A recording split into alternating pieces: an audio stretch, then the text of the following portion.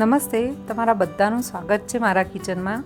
આજે આપણે તૂટી ફ્રૂટી બનાવવાના છીએ। તમને ખબર જ હશે કે તૂટી ફ્રૂટીનો ઉપયોગ કેટલા બધા ડેઝર્ટમાં થતો હોય છે, બિસ્કિટમાં, નાન કઢાઈમાં, ઘણી બધી કેક, કપકેક અને મફિનમાં બી આનો ઉપયોગ થાય છે।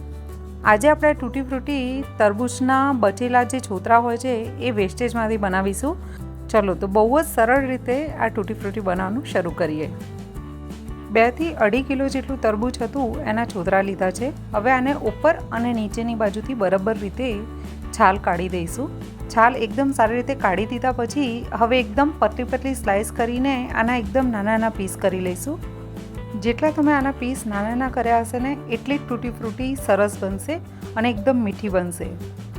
જો તમને મારી રેસિપીઓ ગમતી હોય તો ચેનલને સબસ્ક્રાઈબ કરી જોડે આપેલી ઘંટડી બી દબાવી દેજો, એટલે જ્યારે પણ હું મારી ચેનલ ઉપર નવી રેસિપી નાખું તો એની નોટિફિકેશન પણ તમને તરત મળી જાય। આ રીતે બધા જ પીસ કરી દીધા પછી હવે એક વાસણમાં પાણી ગરમ મૂકીશું અને પાણીમાં જેવો ઉભરો આવવા લાગે એટલે આ જે તરબૂચના છોતરા આપણે સુધારીને મૂક્યા છે એ નાખી દેવાના છે। તરબૂચના છોતરા નાખી અને આને કમસે કમ 5 થી 7 મિનિટ માટે ઉકળવા દઈશું। 5 થી 7 મિનિટ ઉકળી ગયા પછી આ થોડા નરમ પડી જશે। નરમ પડી ગયા પછી આને એક ચાળણીમાં વાસણની ઉપર રાખી અને એમાં કાઢી દઈશું। આમાંથી પાણી એકદમ નિતારી અને પછી હવે બીજા વાસણમાં થોડું પાણી મૂકવાનું છે ગરમ। એના માટે પહેલાં 1.5 કપ જેટલી એટલે કે 200 ગ્રામ જેટલી ખાંડ નાખીશું અંદર। હવે જે ગરમ પાણી અલગ કાઢ્યું હતું એ પાણી જ આમાં નાખીશું। 2 કપ જેટલું પાણી નાખ્યું છે।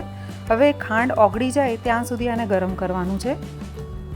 ખાંડ એકવાર ઓગળી જાય એટલે પાછા જે તરબૂચના છોતરા આપણે ઉકાળીને રાખ્યા હતા ને એ આમાં નાખી દઈશું અને પાછું આને 5 થી 7 મિનિટ માટે ઉકળવા દઈશું। એની પહેલાં આમાં થોડું વેનીલા એસેન્સ બી નાખી દઈશું એટલે આમાં એકદમ ફ્લેવર બહુ જ સરસ આવશે। બસ હવે આને સારી રીતે હલાવી અને મિક્સ કરી અને 5 થી 7 મિનિટ માટે ઉકળવા દઈશું।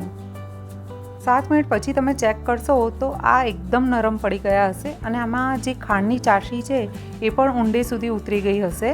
હવે આને 4 બાઉલમાં અલગ અલગ કાઢી લઈશું। જો તમે એક જ કલરની તૂટી ફ્રૂટી બનાવવા માંગતા હોવ તો 4 અલગ અલગ બાઉલમાં કાઢવાની જરૂર નથી, તો ફક્ત એક જ બાઉલમાં તમારે ચાસણીમાંથી આ તૂટી ફ્રૂટીને કાઢી દેવાની છે અને પછી જે ઈચ્છો એ કલર એમાં મિક્સ કરી દેવાનો છે।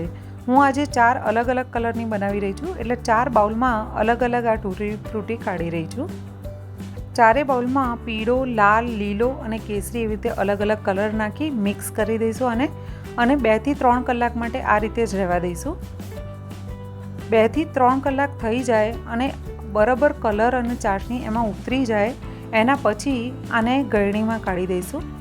બી એક ગળણી લેવાની છે અને એમાં બધી જ તૂટી ફ્રૂટીને આ રીતે કાઢી અને એમાંની એક્સ્ટ્રા ચાસણી કે જે બી પાણી છે એ નીકળી જાય એના પછી આને એક કપડા ઉપર પોળું કરી દઈશું।